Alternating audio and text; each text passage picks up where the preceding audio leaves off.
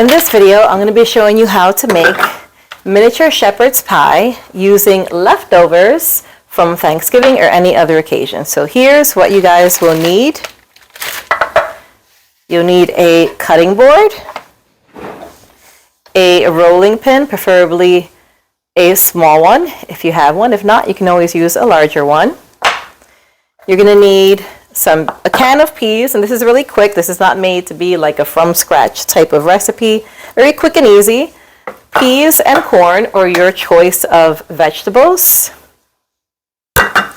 Your leftover mash, and I'm using my leftover mashed potatoes, my leftover red skin mashed potatoes from Thanksgiving. You also need your choice of meat. I'm going to make mine using the grilled crumbles that are 100% plant-based. So if you are vegetarian, this is definitely something that you can use as well. Your choice of cheese. I'm going to be using shredded Colby Jack cheese. For the crust of the shepherd's pie, I'm using leftover empanada dough.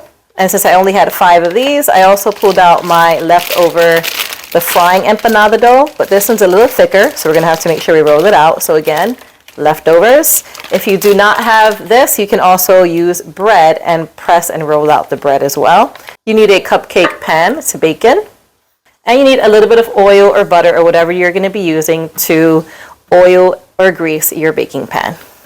All right, so let's get started. So the first thing we're going to do is we're going to make the grilled crumbles, plant-based. You can use ground turkey, ground beef, or whatever meat you prefer. Putting a little bit of olive oil. I'm not going to use the whole bag.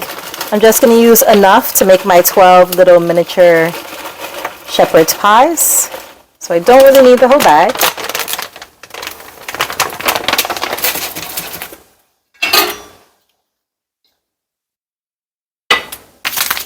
You can add your seasoning of choice. I'm going to add the chicken bouillon.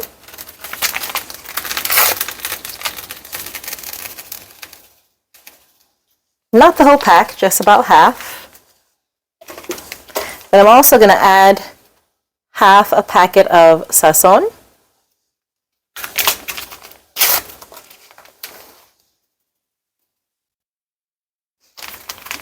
And I'm going to cover it and let it cook.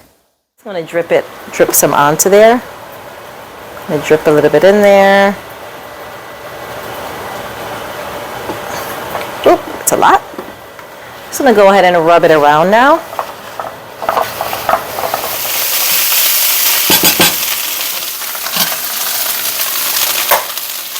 And that is done, so I'm just going to turn it off, move it over, and let it cool. Actually, I don't even need to roll these out because they fit perfectly inside the trays, but I do want to prepare the frying dough because it is a little bit on the thick side. They're actually pretty large. So I want to go ahead and kind of make them closer to the size of the smaller ones. So I'm going to go ahead and place that on top.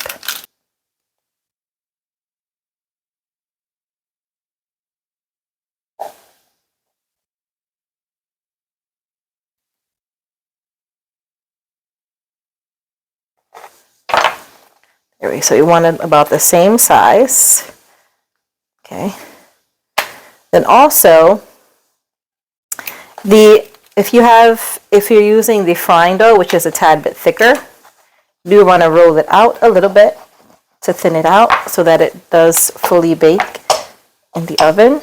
This is going to make it even bigger, but you can always trim off the edges later.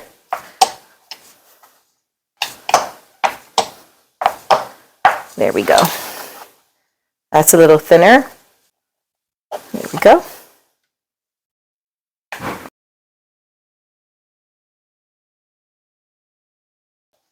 Okay. So, even with my empanada dough and my frying empanada dough, I'm still short. So I'm going to be using bread for the rest.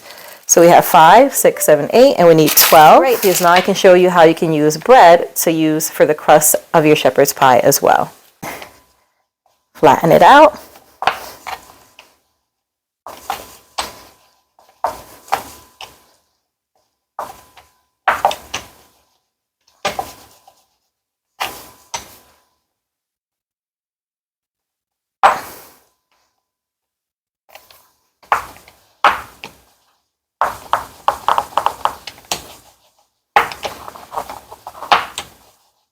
All right. And once it's nice and thin, now it's ready to work as your pie crust.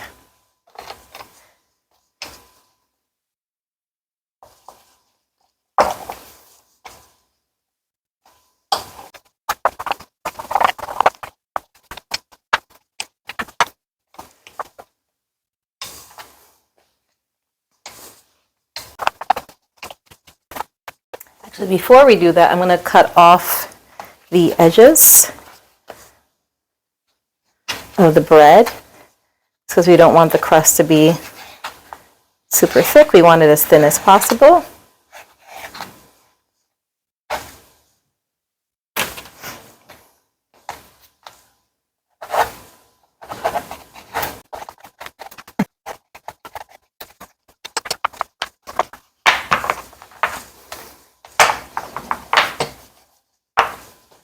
There we go. All right, so now we have our greased pan. We're just going to start placing the bread inside there and pressing it in just like you would if you were making a pie. You want to like press around the edges.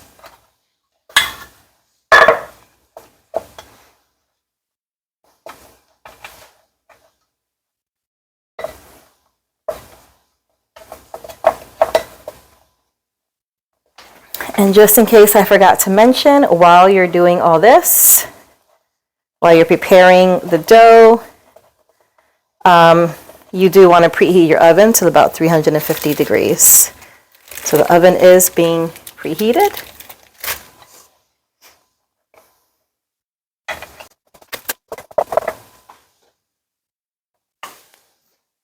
This one's slightly bigger, so we may have to cut some of the excess.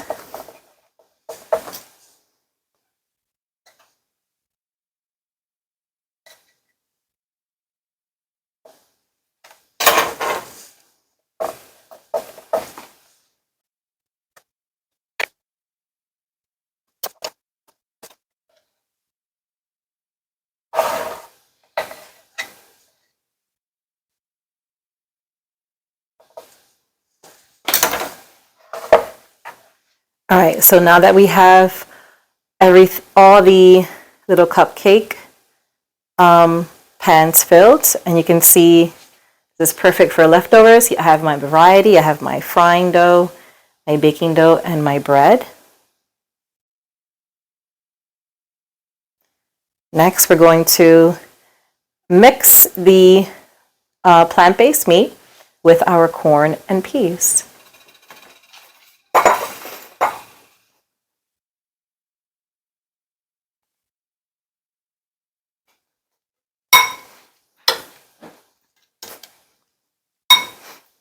Okay. My choice of veggies was peas and corn. For some reason, peas and corn just seems very shepherd's pie-ish to me. You can add whatever you choose. Okay, so next I'm going to fill each little cupcake circle with some of the meat and the veggies. I'm going to put it almost to the top because the mashed potatoes is going to go at the top.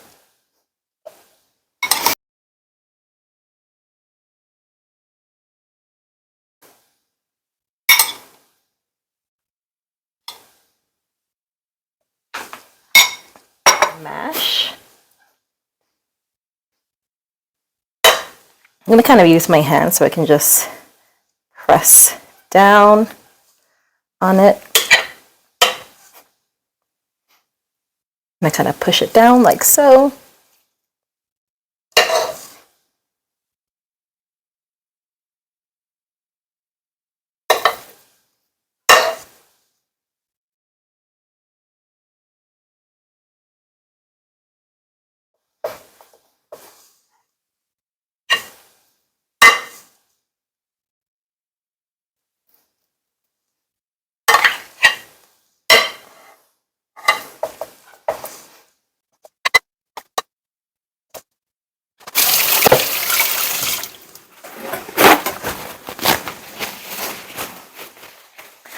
right, so the last thing we're going to do is add our cheese and our breadcrumbs to the top. You can put vegan cheese, skip the cheese, choose your own kind. The really great thing about this is you can personalize it according to the likes of your family. I'm just going to kind of press it in there so it doesn't. And we love cheese in this house.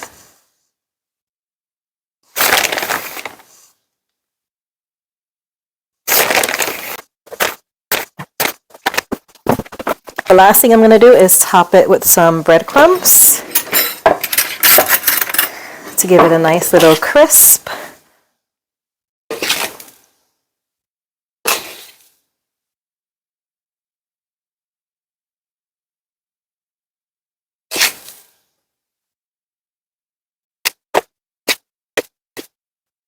And then I'm just going to go spray it with some Pam to help just everything kind of adhere together.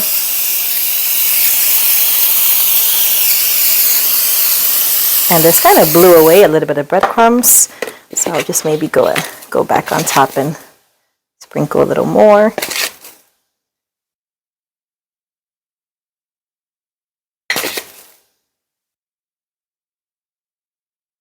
All right. And now it's ready to bake.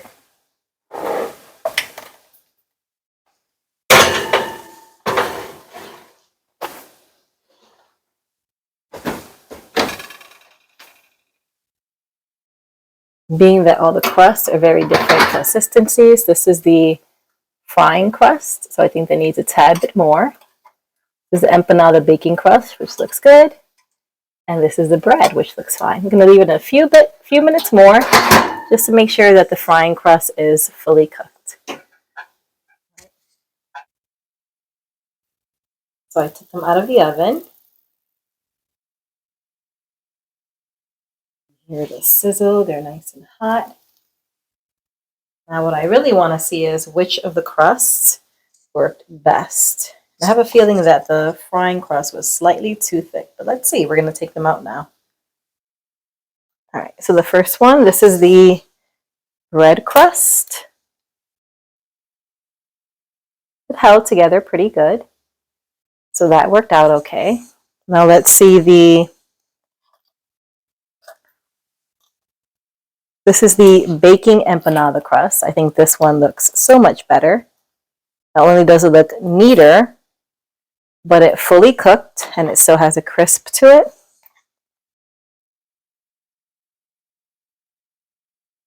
As you can see, it's fully cooked. Nice little crisp. Ooh, it's hot. All right, and next we have the frying crust, which actually isn't too bad. This is the frying crust. It actually cooked pretty well, and it held it really good as well. So I would say the best crust to use is definitely going to be empanada crust. My personal favorite is the baking one, just because it's thinner. And this one, it cooked fully as well.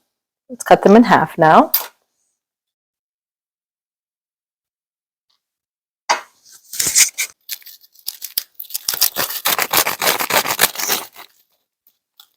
Actually, I can't really cut it in half. I kind of open it up there. Oh. It's definitely better to let it cool. And that one is fully cooked.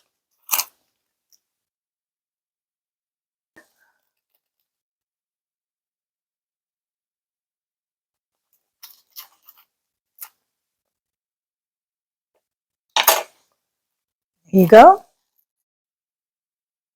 This one is fully cooked, but it's a lot harder to cut because it's so thick.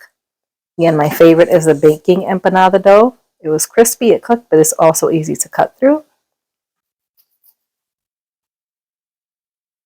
Yeah, it's not as firm and steady. It loses its shape with the bread. So as you can see the difference, after they're all cut through, the baking empanada dough is definitely your best bet if you want it to hold together properly.